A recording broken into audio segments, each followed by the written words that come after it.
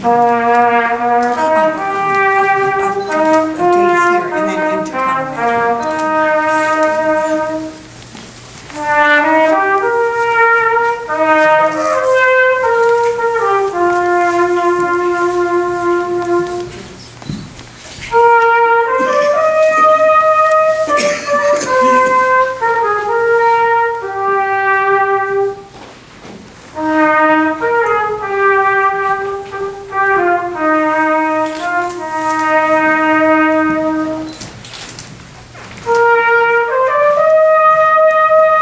Did you fix the hot oranges?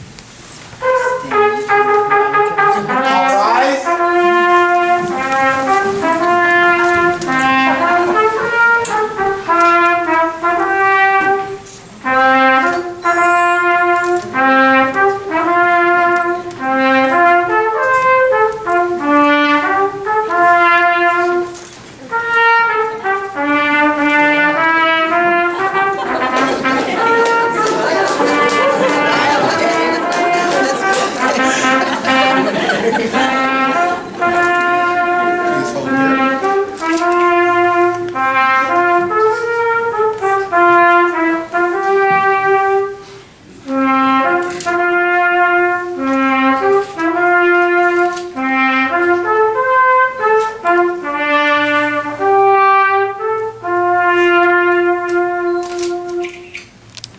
Who gives this woman whose hand is to be given in marriage today? Her mother and I.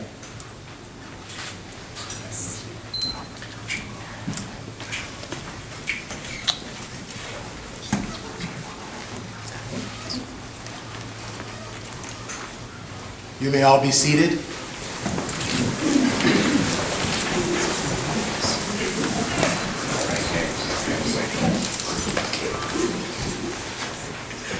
Ladies and gentlemen, we would like to thank all of you for your presence here today as Robert and Kay take this first step in the beautiful and special bond of marriage.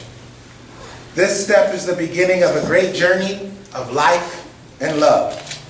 And since this is the first step, we would like to share a poem with you called Walk With Me in Love. Walk with me in love. Talk to me about what you cannot say to others. Laugh with me when you feel silly. Cry with me when you are the most upset. Plan with me all your dreams. Share with me all the beautiful things in life, and fight with me against all the ugly things in life. Create with me dreams to follow. Have fun with me in whatever we do. Work with me toward common goals. Dance with me to the rhythm of our love. Walk with me throughout life. Let us hug each other at every step in our journey forever. Let us be in love. Kay and Robert, you're here today and you are ready to begin a beautiful journey. This journey is one that will have victories, challenges, moments of sadness, and moments of great elation. Truly, this journey will require wisdom. That said, Robert and Kay wanted to look for insight so that they could ensure success for this journey. So they sought out some wise words from the youth of today. These were answers and responses from children regarding marriage. First, we have Alan, age 10. How do you decide who to marry? Alan says, you gotta find somebody who likes the same stuff.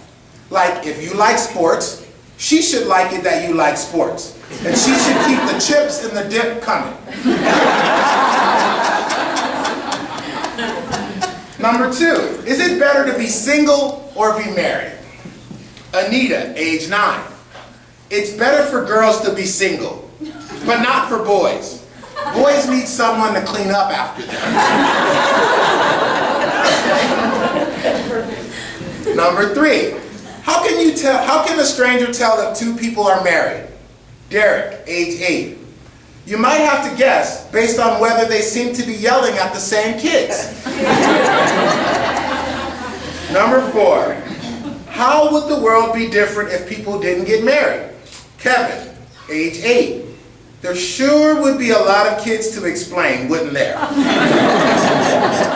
And finally, some crucial parting wisdom.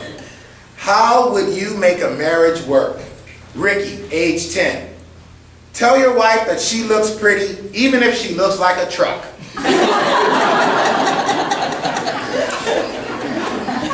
Out of the mouth of babes, yes?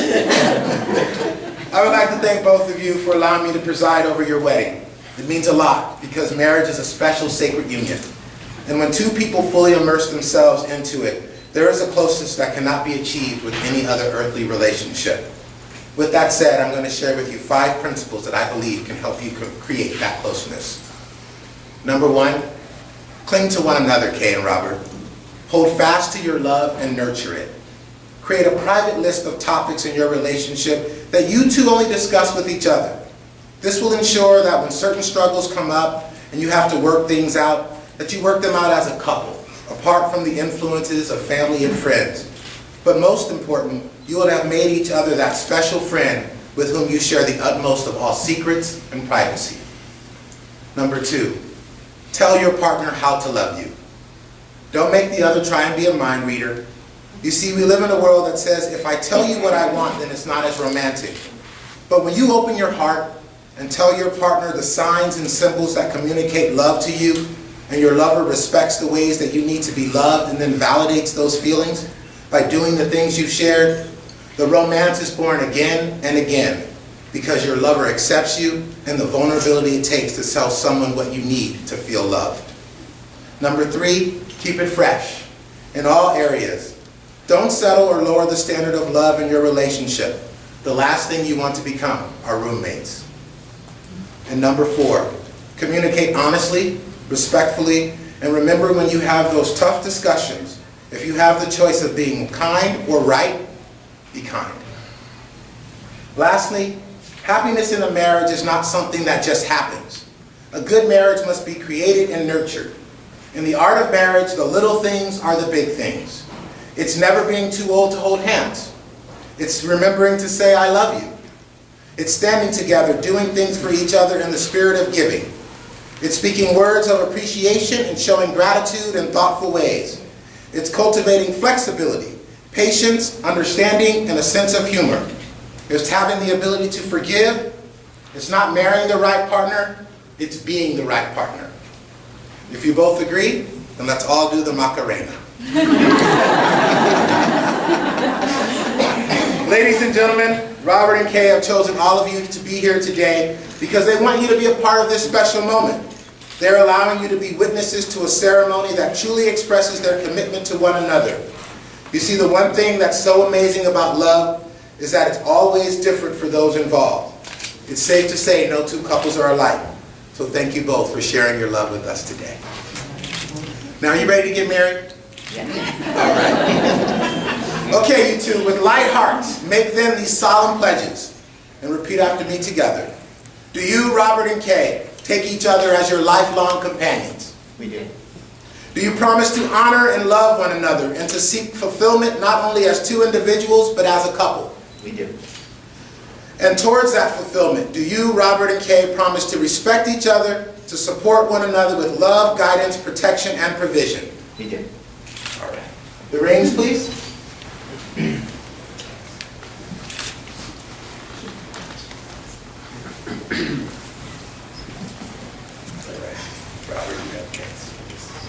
Robert, do you now give this ring to Kay to symbolize how you will cherish her and the fidelity of the vows you make today and will fulfill every day hereafter? Yes, I do.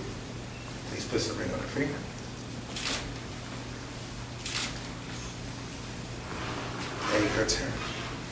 Do you now give this ring to Robert to symbolize how you will cherish him and the fidelity of the vows you make today and will fulfill every day hereafter?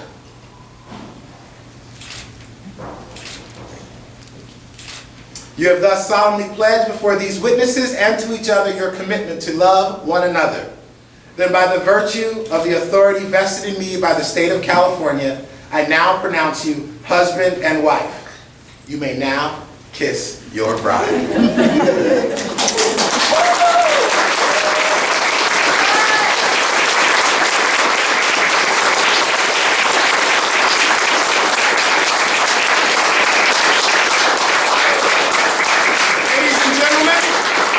I now present to you Kay and Robert Coleman.